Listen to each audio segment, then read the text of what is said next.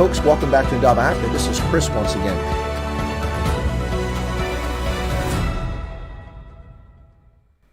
Hey folks, welcome back to Chris Wine Africa here on a Lekker Friday. It's the 25th of June 2021.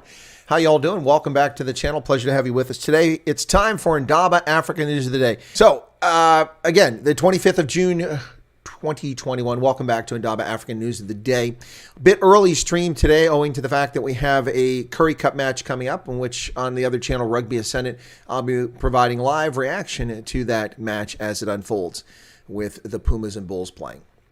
Today's Indaba African News of the Day. Let's get straight to the headlines with in-depth news and analysis. South Africa's tourism minister, Ngubane, she's also the health minister too.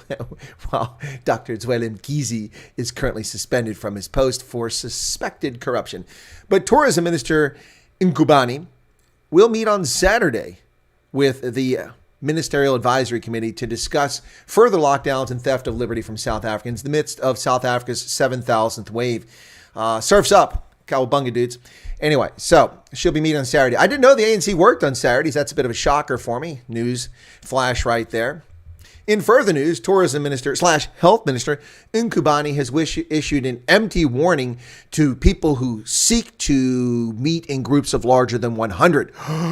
Yes, she has issued yet another empty warning, threatening those who seek to take action. Of course, we're talking about the economic freedom fighters who on the 25th of June, that's today, threatened that they would march to get the government to start buying the Russian vaccine, to certify the Russian vaccine. Well, did they? Have they? Anybody seen the economic freedom fighters out causing their typical nonsense? Are they carrying golf clubs, pangas, or knob carries? Let us know. Let's spread the word so that people can be safe from their domestic terror actions. But she's threatened them. Of course, supporters of Ace Magashule rocked up yesterday at the Central Business District outside the High Court in Johannesburg to show their support for ousted Secretary General Ace Magashule, former Free State Premier, who has been accused of complicit action in the asbestos case of over 250 million rand corruption case in the Free State. He's currently suspended by the party, although he's fighting it. Yesterday was a virtual court session using Microsoft Teams in which the judges were not present at that location at the court. They were at home dialing in, and Ace Magashule and his lawyers went off-site. So nobody was there except all the little followers of Ace Magashule who were bussed in. So the tourism minister has threatened action. Yeah. How credible will that be? Food inflation is hitting the pockets of South Africa's citizens as food inflation is jacking up prices across the country. Walmart comes to the rescue for its subsidiary Massmart once again. Mangosuthu Buthelezi warns that the Zulu royal family fight could have been much worse if not for the advanced state of South Africa's democracy. Sorry, the last part of the statement I have to chuckle at. There are high hopes for South Africa's lazy pharmaceutical industry to profit from the labor of others. I'll explain that when we get to that story. If you're looking for a property, I've got a lovely property for you at Misty Cliffs. There's been a tenfold increase in Free State wildfires this year across the veld. Now, this does not include the arson that took place last year in the so-called service delivery protest that began at 3:30, 4 o'clock in the morning during curfew, when, of course, people were complaining about service delivery in the rural areas of the Free State where there was no media, there were no people around, and they rolled tires into the surrounding veld, burning 92,000 hectares. Apparently those 92,000 hectares weren't part of the consideration. Lucara says mine's bigger.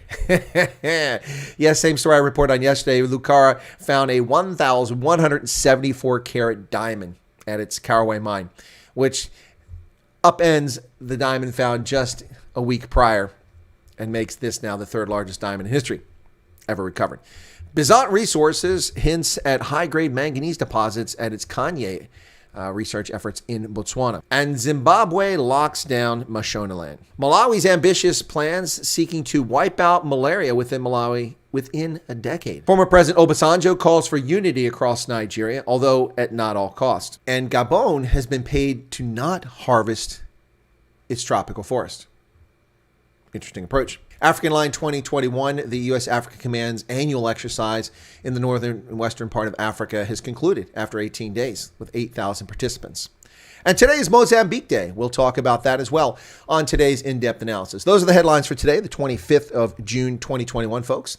And let's get to the in-depth news and analysis now on these stories. As I said, surprising to me. It's a big surprise. I had no idea that the ANC even worked on the weekend. But Tourism Minister / Health Minister Mammoloko Kubayi-Ngubane says she'll meet with the government's Ministerial Advisory Committee on Saturday, the 26th, to discuss further lockdown restrictions for South Africa. Thank goodness she's such a highly qualified leader. Whew, boy, I tell you, if we didn't have this kind of leadership in South Africa, we'd be in trouble. The Ministerial Advisory Committee's co-chair said that the other big crisis is ensuring that there are enough hospital beds in Gauteng. This includes additional facility staffing members and beds to ensure the system is not overwhelmed. Of course, the problem with that is that we know that Gauteng province sat on their collective derrieres when the Charlotte Maxeke hospital caught fire. Spent nearly 6 weeks before they allocated a contract to a contractor to do the repair of the damage, knowing full well that the Cowabunga 9,000th wave was headed towards Gauteng. Once again, ANC government officials and bureaucracy let down the citizens of South Africa over and over and over again. So, of course, there's a shortage of beds because one of the biggest and most used hospitals in the province is out of action, largely out of action, as a consequence of ineptitude. And why did it take 5 weeks to award a contract? The government should have the power to do this instantaneously in a disaster. Isn't this a disaster? Isn't that the reason that the ANC's National Coronavirus Command Council is extending the lockdown across the country month after month after month? Because it's a disaster, right? Isn't that what the law says? Well, if it's a disaster, then why does the Gauteng government take 5 weeks to award a contract to repair a critically essential hospital? Because they don't give a flying flip. That's why. Or simply, they're diverting the contract to who they want. Who knows? It's one of those two things. Well, that tourism minister herself has threatened those who deign to break the law. Of course, they're not breaking the law. They're breaking regulations and policy positions. There's a distinction there. But she's threatened them. Of course, this is alluding to the economic freedom fighters who were supposed to be marching today. Acting health minister calls for consequences to illegal gatherings. They're not illegal. Anyway, the Minister of Health, Mammoloko Kubayi-Ngubane, called for consequences where public gatherings exceed the number stipulated in disaster regulations, adding that disaster regulation is not law. Adding that Gauteng was finding itself in a grave situation. She also confirmed that those over 50 will be able to register for the vaccine next month. The acting Minister of Health said Friday there must be consequences for those organizing illegal gatherings in terms of current disaster regulation restrictions. She said these gatherings remain a serious concern for us, with veiled references to the plans by the economic freedom fighters to march to the offices of the South African Health Products Regulatory Authority today. And after supporters ANC Secretary General Magashule gathered outside the South Gauteng High Court on Thursday, even though court proceedings were held virtually. Exactly. They were either poorly informed or they're just idiots. Ngubane said that this was not clear at the stage if the massive surge of infections was due to variant or human behavior. Protocols and regulations in place for public gatherings are limited to 100 people outdoors or 50 or less indoors. Well, clearly, Magashule supporters far exceeded 100. If you don't believe me, look at the video that I produced on the topic, breaking news from yesterday. Well over 100 people out there. Clearly at least 250, 300, maybe more people out there from what we can see from the photographs that were available and the video footage. Well, did the EFF march? Anybody know? Did you see them? Give us an update. Food inflation is on the rise. No pun intended there. I know inflation rise. That's kind of redundant, isn't it? But that is the case. Food prices are up in South Africa at a 4-year high. South African Consumer Price Index inflation reached its highest level since November 2018 and rose to its highest point since July 2017, according to Statistics South Africa. Inflation on food and non-alcoholic beverages for May was up nearly 7% year on year, a 46-month high. Not exactly news. Those of us buying food and those in South Africa buying food know that we've seen a far steeper inflation here in the United States. The price of petrol is nearly up 100% since the Manchurian cadaver took office in January, late January. The price has risen. Now, it rises traditionally in the summertime because of consumption, but the consumption is nowhere near the normal amount of consumption, so that doesn't give a just cause for it to go up. It's gone up because of the lunacy in this country of this government seeking to destroy the hydrocarbon industry with no alternatives on the table. You see, most of us aren't wealthy and can't afford $80,000 Teslas to drive around in, and we can't afford to pay $600 a month in electricity bills recharging our crappy luxury rich white people toys like Elon Musk and all his sycophants. So the rest of us are kind of stuck, with internal combustion engines, which, by the way, perform far better than these electric vehicles, produce far less pollution, and don't destroy mountains looking for rare earth elements or produce massive amounts of carbon through electric power generation. Yeah, think about that, you climate change zealots. Walmart is throwing a lifeline once again to its troubled retailer in South Africa. Walmart's investment in the South African sector was perhaps a bit foolish. Buying Massmart turns out to have been not a good business decision, yet they're pouring more good money after bad money in South Africa's cratering economy. Yep, they've extended more money to Massmart, which of course is the owner of Builders Warehouse and Game. The global retailer Walmart is again coming to the aid of subsidiary Massmart, owner of Game and Builders Warehouse, by paying a third-party provider of financial services for the next 2 years, with the Johannesburg Stock Exchange listed retailer having to repay the money interest-free. So it's a gift. Walmart owns majority stake in Massmart, which has lost more than R1 billion for 2 consecutive years, as Game struggles to turn a profit. Walmart 2020 provided Massmart with a rolling R4 billion loan as the company's medium-term debt came due. Well, Walmart, which is pretty astute at its investments, has failed in Germany, and it's been failing in South Africa for a number of years. The Zulu traditional prime minister, of course that's not a real position, but that's how he's viewed, Mangosuthu Buthelezi, has said that things could be much worse in the Zulu royal family secession crisis were it not for South Africa's advanced state of democracy.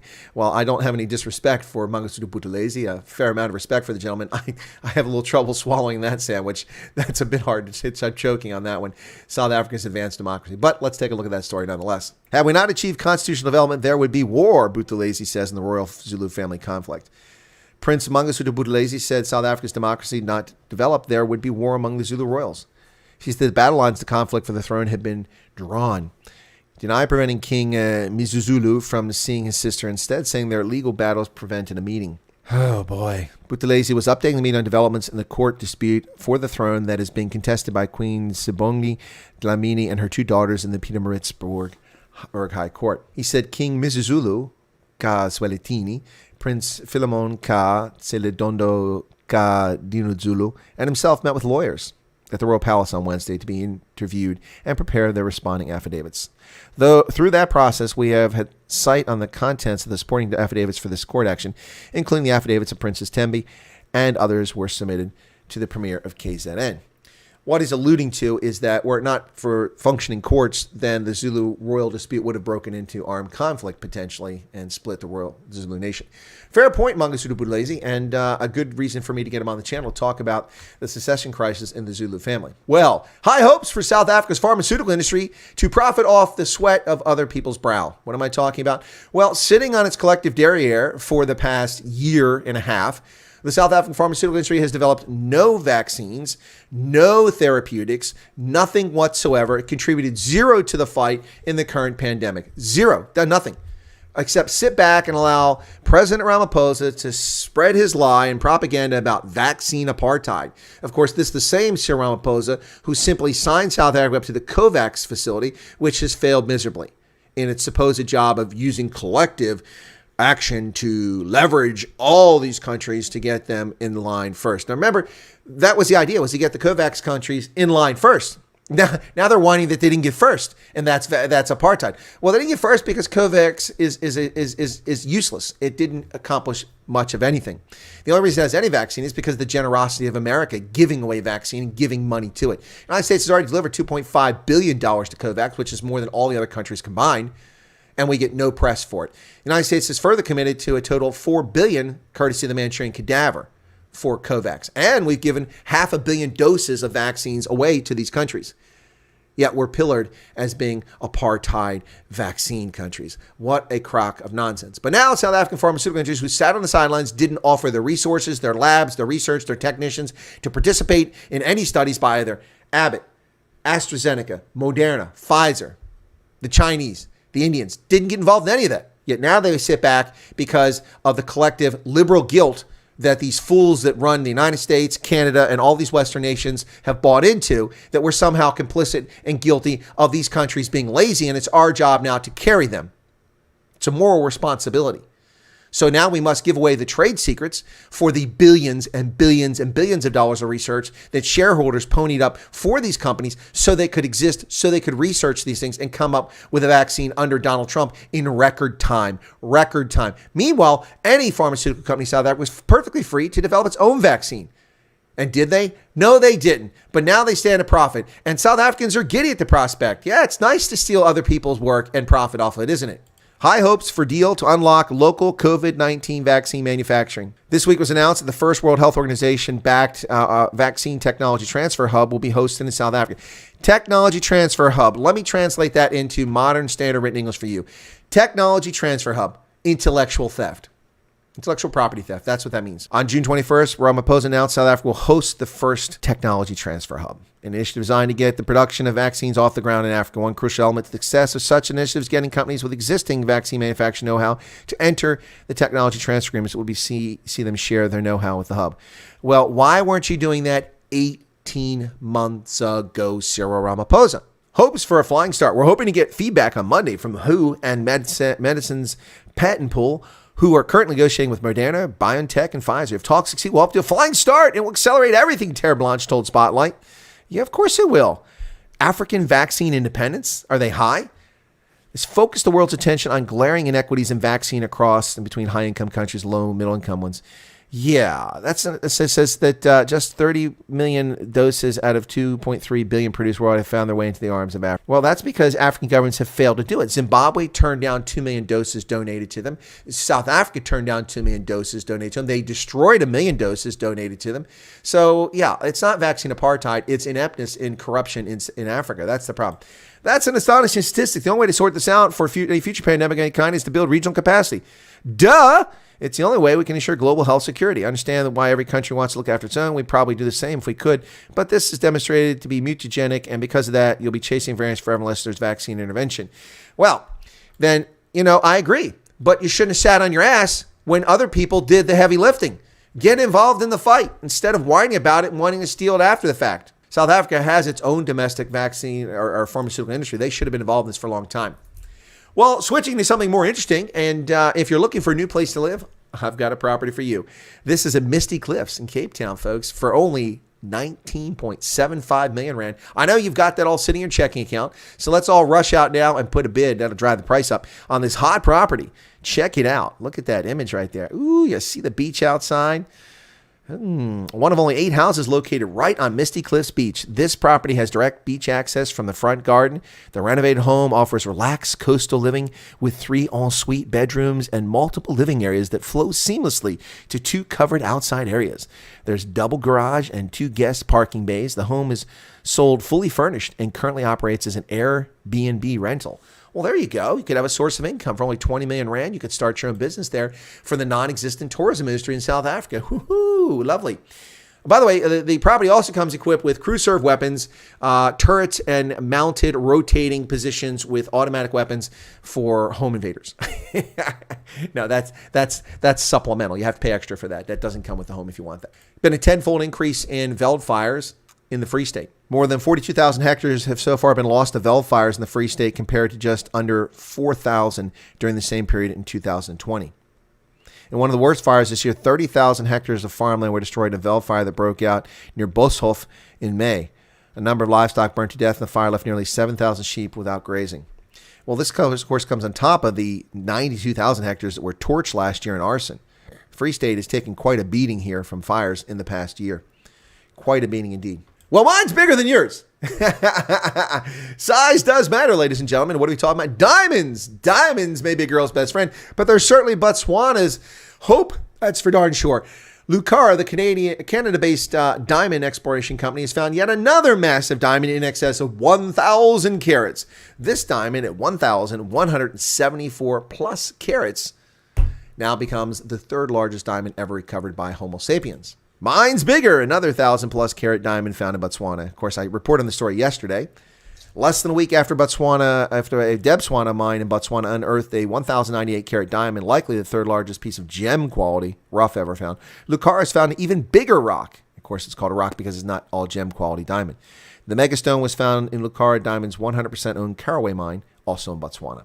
However, like the 1,758 carat Soweto, which Lucara found in 2019, this new find is not considered 100% gem, but a cleavage gem of variable quality with significant domains of high-quality white gem material.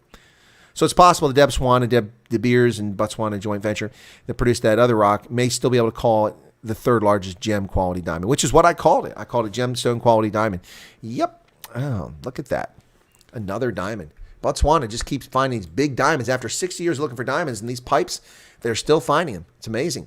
Now, it's curious to me, all these diamonds are there. I guess Botswana's lucky there was no water in Botswana because it all would have rushed down to the Orange River and into the ocean and been part of the Sperrgebiet in Namibia, like the Kimberley Pipe and others there in South Africa, which carried diamonds into the watershed and down to the ocean, and waves carry them up along the coast of Namibia. Bezant Resources has found apparently promising signs of a large manganese deposit in Botswana near its Kanye project. The London-listed mining company said it obtained 40 samples, which delivered high-grade manganese results.